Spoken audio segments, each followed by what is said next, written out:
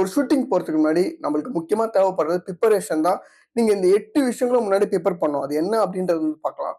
முதல் விஷயம் ஸ்கிரிப்ட்ட வந்து லாக் பண்ணணும். அதாவது நீங்க எழுதின ஸ்கிரிப்ட் இவ்வளவுதான் அப்படின்றத நீங்க ஃபினிஷ் பண்ணிட்டு தான் நீங்க ஷூட்டே போணும். அங்க வந்து இம்ப்ரோவைஸ் பண்ணிடலாம். ஆர்டிஸ்ட் பேசுறதுக்கு அப்புறம் நம்ம ஆட் பண்ணலான்ற மாதிரி தாட்ல நீங்க போகக்கூடாது.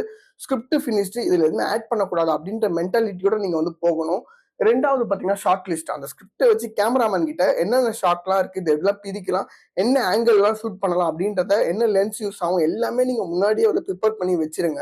3வது ரிஹர்சல் பண்ணணும். ஆர்டிஸ்ட்ட கூட்டு வந்து முன்னாடி நீங்க ரிஹர்சல் பண்ணிடணும். அதுல ஏதாவது சேஞ்சஸ் இருந்துச்சு ரிஹர்சல் பண்ணும்போதேன்னா, நீங்க அதையும் நோட் பண்ணிட்டு அதுக்கப்புறமாவும் நீங்க ஸ்கிரிப்ட வந்து லாக் பண்ணிடணும். நீங்க ஷூட்டுக்கு போறதுக்கு முன்னாடியே வந்து ஸ்கிரிப்ட வந்து நீங்க லாக் பண்ணியே ஆகணும். ரிஹர்சல் வந்து கண்டிப்பா போகணும். அப்படி போனீங்கன்னா ஆர்டிஸ்ட்க்கு நம்ம ரோல் என்ன அப்படின்றது அவங்களுக்கு தெரிய ஆரம்பிக்கும். அவங்க மைண்ட் லெவல்ல வந்து ப்ரிப்பேர் ஆவாங்க. திடீர்னு போய் பண்ணுனா அவங்களால வந்து பண்ண முடியாது. கண்டிப்பா ஆர்டிஸ்ட்க்கு ரிஹர்சல் வேணும்ன்றத தாண்டி, அத டைரக்டர் அந்த சீன் எப்படி எடுக்க போறாரு அப்படின்றதையும் அவங்களே ப்ரிப்பேர் பண்ற மாதிரி ஒரு ஆப்ஷனா வந்து அமையும். 4வது பட்ஜெட்.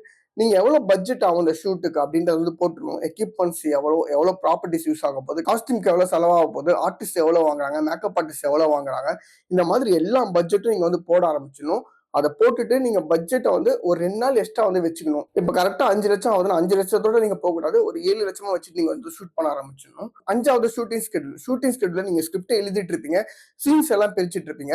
அதோட லொகேஷன்ஸையும் டே அண்ட் நைட்டையும் வச்சு நீங்க ஷூட்டிங் ஸ்கெட்யூல் வந்து பிரிச்சிடணும். எவ்வளவு நாள் நம்ம எடுக்க போறோம், எதை ஃபர்ஸ்ட் ஷூட் பண்ண போறோம், எவ்வளவு நேரம் நம்ம இந்த இடத்துல போய் ஷூட் பண்ண போறோம் அப்படின்ற ஷூட்டிங் ஸ்கெட்யூல் எல்லாமே வந்து பிரிச்சிடணும். இன்னைக்கு டே 1 நீங்க ஷூட் பண்ண போறீங்க, அது எல்லாருக்கிட்டே கொடுத்துடணும். இன்னைக்கு நான் இதை எடுக்க போறேன் அப்படின்றத, அது எடுக்க முடியாததை நீங்க இன்னொரு நாள் வந்து ஆட் பண்ணி வந்து எடுத்துடலாம். அப்படி சப்போஸ் எடுத்துட்டீங்க சீக்கிரமானா இன்னொன்னு ஏதாச்சும் அடிஷனல் ஆட் பண்ணி எடுக்க முடியுமா அப்படின்றதும் நீங்க வந்து ப்ரிப்பேர்டா வந்து இருக்கணும். 6வது அக்ரிமெண்ட். இப்ப நீங்க அன்னோன் ஆர்டிஸ்ட் வச்சு தான் எடுக்கிறீங்க, தியேட்டர் ஆர்டிஸ்ட் வச்சு நீங்க ஷூட் பண்றீங்கன்னா கூட ஒரு அக்ரிமெண்ட் வந்து நீங்க ப்ராப்பரா போட்டுக்கணும். வரேன்னு சொல்லிட்டு கடைசி டைம்ல வரலன்னா உங்களுக்கு நிறைய லாஸ் ஆக ஆரம்பிக்கும்.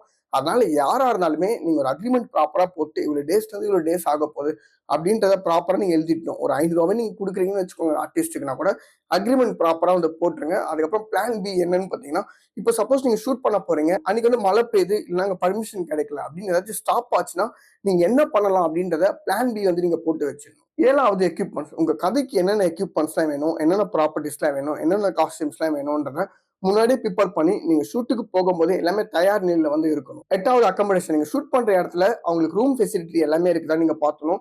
கரெக்ட் டைம்ல ஃபுட் வருதா அதுக்கு ஒரு ஆளை நீங்க வந்து போட்டுரும். சப்போஸ் சாப்பாடு வரலாம் கூட ஆர்டிஸ்ட் டென்ஷன் ஆயிடுவாங்க. அப்படி ஆர்டிஸ்ட் டென்ஷன் ஆனாங்கன்னா அது விஷுவலா பார்க்கும்போது நம்மளுக்கு தெரிய ஆக ஆரம்பிக்கும். அவங்க வந்து கோஆபரேட் பண்ண மாட்டாங்க.